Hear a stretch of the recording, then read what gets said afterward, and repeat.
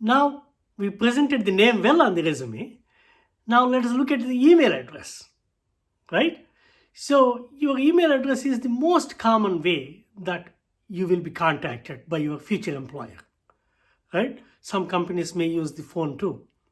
Now, we want you to pay attention to this and act, right, as advised if there is an action needed. Now, let us look at what not to do when it comes to your email address. Number one, do not use college or school provided email address. What is the reason for that?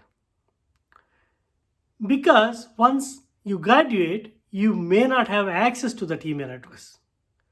Number two, do not use work provided email address. What's the reason? Number one, it is unethical. Number two, company wants that and company can read your email. Not that I'm saying all the companies spend a lot of time reading their employees' emails, but that is another reason you do not want it.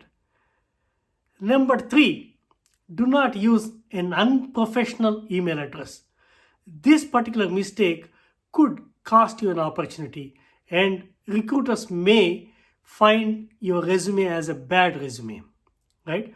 Now, you may ask me, what is an unprofessional email address?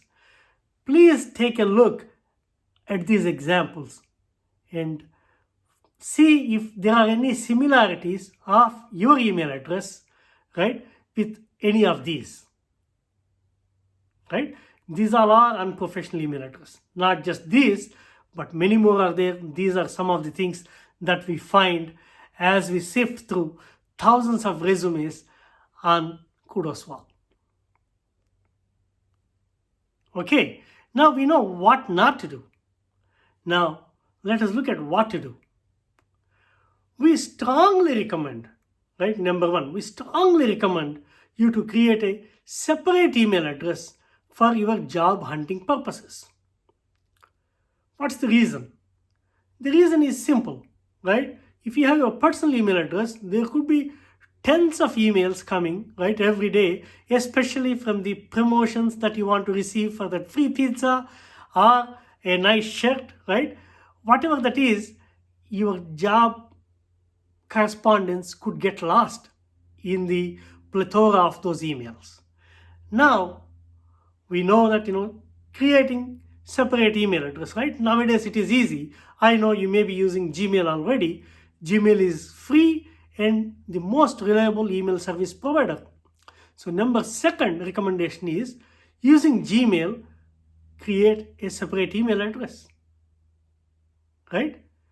And number three is make sure when you are creating that email address, make sure it is professional.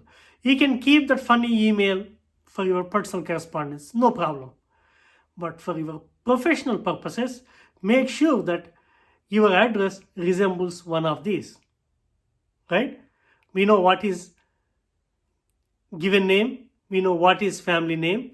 Most common form is given name dot family name at gmail.com because we are using Gmail as an example, or any of the given examples could be used, right? So now we know what to do, right? What is that? Creating a separate email address for job purposes, using Gmail preferably, that is second recommendation, and third one, make it look professional. So in this section, we looked at what not to do when it comes to email address and what is the best way to create a new email address for professional purposes. Thank you.